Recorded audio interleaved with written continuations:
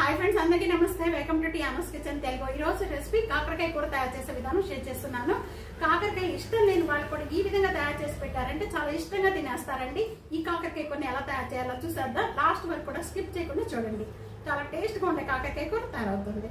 ఇప్పుడు వరకు మన ఛానల్ సబ్స్క్రైబ్ చేయని వాళ్ళు ప్లీజ్ సబ్స్క్రైబ్ చేసుకోండి, లైక్ చేయండి, వీడియో షేర్ చేయండి. రండి వీడియోలోకి వెళ్ళిపోతాం.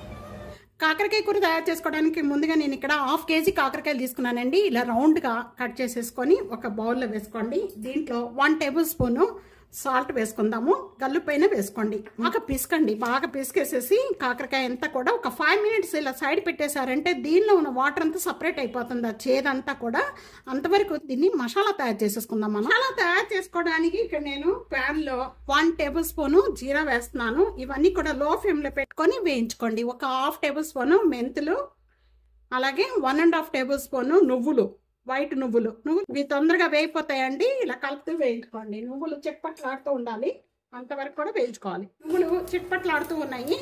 ఇదిగోండి, ఇంకా స్టవ్ బంద్ చేసేద్దాం. ఇంకా ఎక్కువ వేగిరి అనుకోండి చేదు వచ్చేస్తుంది. ఇవన్నీ కూడా వేసేసి మిక్సీ జార్లో చల్లారిపోయిన తర్వాత మిక్సీ పట్టుకోండి మెత్తగా.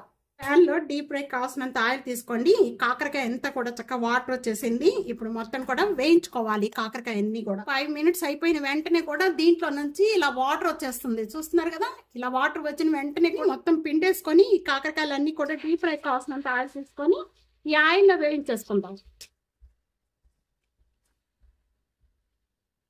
కాకరకాయ ముక్కలు కలర్ చేంజ్ అయ్యేంత వరకు కూడా వేయించుకోవాలి. ఈ కాకరకాయలు వేగితాకి కొద్దిగా టైం పడుతుంది. కలుపుతూ వేయించుకోండి. ఇలా వేగిపోయిన కాకరకాయలు అన్నిటిని కూడా ఒక ప్లేట్లోకి తీసేసుకుందాము. ఇదిగోండి, ఇలా ఎక్కితే చాలండి. ఈ కలర్ వచ్చేంత వరకు కూడా వేయించుకుంటే చాలు. ఇంత వాటర్ వచ్చిందో చూసారా. మనం సాల్ట్ వేసి ఇలా పిసికి వేయటం వల్ల చేదు అనేది లేకుండా చాలా టేస్ట్ గా ఉంటుందండి కర్రీ. ఇలా చేంజ్ అయిపోయిన వెంటనే ఒక ప్లేట్ లో తీసేసుకోండి. ఇప్పుడు మనం కర్రీ ఎలా తయారు చేసుకోవాలో చూసాం. కాకరకాయ కూర తయారు చేసుకోవడానికి వేరొక ప్యాన్ లో ఇప్పుడు మనం వేయించుకున్న ఈ ఆయిల్ కొద్దిగా వేసుకోండి. ఒక 2 టేబుల్ స్పూన్ ఆయిల్ వేస్తున్నాను. ఆయిల్ బాగా కాయిపోయిన వెంటనే ఒక ఎండుమిర్చి, ఒక 1/4 టేబుల్ స్పూన్ జీరా, 1/4 టేబుల్ స్పూన్ ఆవాలు, కొద్దిగా కరివేపాకు, 4 లేక 5 వెల్లుల్లిపాయ రెబ్బలు కచ్చిపిచ్చిగా నూరుకొని వేసేస్తున్నాను. ఈ తాలింపు అంతా కూడా వేగిపోయిన వెంటనే ఒక ఉల్లిపాయ, 4 లేక 5 పచ్చిమిర్చి లాంగ్ గా కట్ చేసి వేసుకుంటే బాగుంటుందండి ఈ కూరలో. ఉల్లిపాయ తొందరగా మగ్గిపోవటానికి సాల్ట్ యాడ్ చేస్తున్నాను. కొద్దిగా కలర్ చేంజ్ అయిపోయిన వెంటనే ఒక్క టమాటా. ఈ టమాటా సాఫ్ట్ అయ్యేంత వరకు కూడా మగ్గించుకోవాలి. టమాటా బాగా సాఫ్ట్ అయిపోయిందండి. ఇలా సాఫ్ట్ అయిపోయిన వెంటనే ఒక 1/2 టేబుల్ స్పూన్ పసుపు, టేస్టీ సరిపడా కారం, 1.5 టేబుల్ స్పూన్ కారం వేస్తున్నాను. 1 టేబుల్ స్పూన్ ధనియా పౌడర్. ఇవన్నీ వేసుకున్న వెంటనే ఒకసారి మసాలాలన్నీ కూడా బాగా కలుపుకుందాము. ఇంకా కలుపుకున్న వెంటనే ముందుగా మనం మిక్సీ పట్టుకున్న ఈ మసాలా పౌడర్ అంతా ఇప్పుడు యాడ్ చేసుకుందాం. మంచి టేస్ట్ వస్తుంది, చేదు అనేది లేకుండా ఉంటుంది. ఇదంతా ఒకసారి ఈ విధంగా కలుపుకున్న వెంటనే నిమ్మకాయ అంత సైజు చింతపండు ఇలాగ జ్యూస్ చేసి పెట్టుకున్నాము. ఇదంతా కూడా ఇలాగ చెయ్యి అడ్డు పెట్టేసేసి ఈ మొత్తం ఇలా పిండేసుకోండి. ఇదంతా కూడా వేసిన వెంటనే కూడా ఇప్పుడు ఒక గ్లాసు వాటర్ యాడ్ చేసుకుందాం. వాటర్ యాడ్ చేసేసుకొని ఈ ఉప్పు కారం ఏ కూడా సరిపడపోతే ఈ టైంలోనే వేసేసుకోండి. మూత పెట్టేసుకొని ఒక 3-4 మినిట్స్ వరకు కూడా గ్రేవీ కొద్దిగా చిక్కపడేంత వరకు కూడా మగ్గించుకోవాలి. ఒక 2 మినిట్స్ అయిపోయిన వెంటనే చూస్తున్నారా మొత్తం కూడా చక్కగా ఉడుకుతుంది. ఇలా ఉడుకుతూ ఉండగానే ముందుగా మనం వేయించుకున్న ఈ కాకరకాయ ముక్కలన్నీ కూడా ఇప్పుడు వేసుకోవాలి. దీనిలో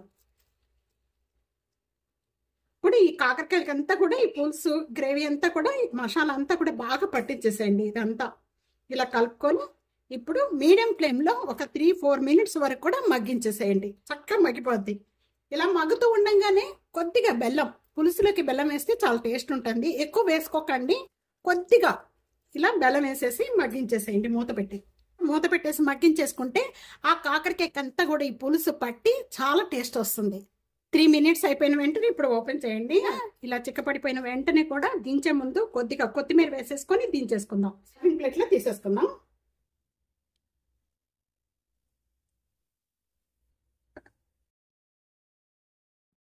టేస్ట్ చూసేద్దామండి.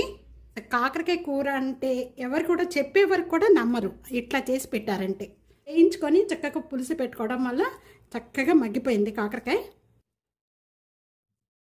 ఇదిగోండి చూస్తున్నారు కదా, పుల్లగా చాలా అంటే చాలా టేస్ట్గా ఉంటుందండి. ఈ విధంగా తయారు చేసి పెట్టారంటే అసలు పిల్లలకి హెల్త్కి చాలా మంచిది, డయాబెటీస్ ఉన్న వాళ్ళకి కూడా చాలా మంచిది. కాకరకాయ ఈ రెసిపీ ఇదే విధంగా ట్రై చేసి మీకు ఎలా ఉందనేది కామెంట్స్లో తెలియచేయండి. వీడియో 4కి షేర్ చేయండి, లైక్ చేయండి. టియానాస్ కిచెన్ని సబ్స్క్రైబ్ చేసుకోండి. Thank you.